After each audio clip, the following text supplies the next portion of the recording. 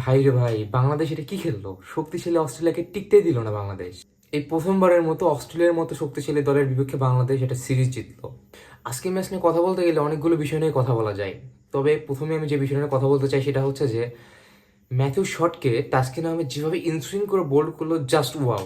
এটা নিয়ে কোনো কথা হবে না বস, একদম পারফেক্ট।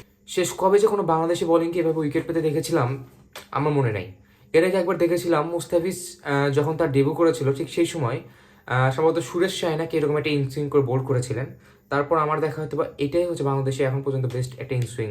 অস্ট্রেলিয়ার মতো শক্তিশালী দলের বিপক্ষে 0 রানে 3 উইকেট শিকার করা ছোটোখাটো কোনো বিষয় না।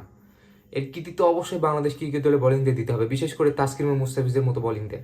তারা শুরুটা যেভাবে গোছালো হইতে শুরু করেছে, এটা আসলেই প্রশংসা পাওয়ার দাবিদার। এখন কিন্তু কেউ বলতেও পারবে না যে মিরপুরের ধান ক্ষেতের উইকেটে খেলা হচ্ছে। খেলা কিন্তু যথেষ্ট স্পোর্টিং উইকেটে হচ্ছে, এবং সেটা বাংলাদেশে ব্যাটিং ইনিংস দেখলেই বোঝা যায়।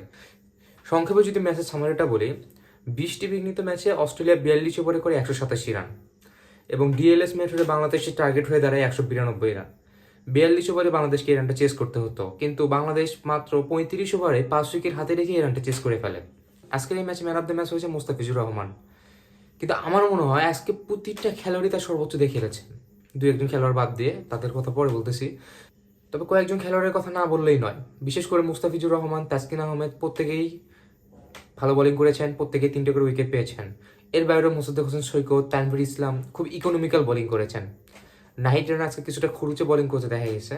যাই হোক, এর বাইরে ব্যাটিংয়ের কথা বলতে গেলে নাজমুল হোসেন শান্ত 40+ রান করেছেন, তাহিদ হৃদয় 40 রান করেছেন এবং সুন্দরভাবে ম্যাচটি ফিনিশ করেছেন।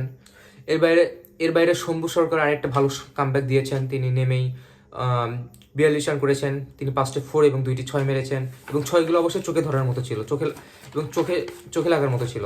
ব্যাটিং বোলিং সব মিলে জাস্ট ওয়াও আজকে বাংলাদেশের ইনিংসটা। বাংলাদেশ যদি এই ধারাবাহিকতা রক্ষা করতে পারে, আমরা আশা করি বাংলাদেশ ভবিষ্যতে অনেক ভালো কিছু করবে। তবে সমস্যা কি জানেন, বাংলাদেশের আজকের জয়ের আমরা সকলেই খুশি, কিন্তু 2-1টি বিষয় আমরা সকলে এড়িয়ে যাচ্ছে। বিশেষ করে তানজিদ তামিমের 0 রানে আউট হওয়ার বিষয়টা। তারপরে হচ্ছে মেহেদী হাসান মিরাজের আজকে খরুচে বোলিং, 6 ওভারে প্রায় উনি অনেকগুলো রান দিয়ে ফেলেছেন। এরকম বেশ কিছু বিষয় নিয়ে কথা বলাই যায়। তবে আজকে আমি এসব বলে দর্শকদের মন খারাপ করতে চাই না। তবে আমাদেরকে একটা বিষয় চিন্তা করা উচিত আমাদের ক্যাপ্টেন মেহেদী হাসান মিরাজের ব্যাপারে। না, আজকে ওনার ব্যাপারে আর কিছু বলবো না।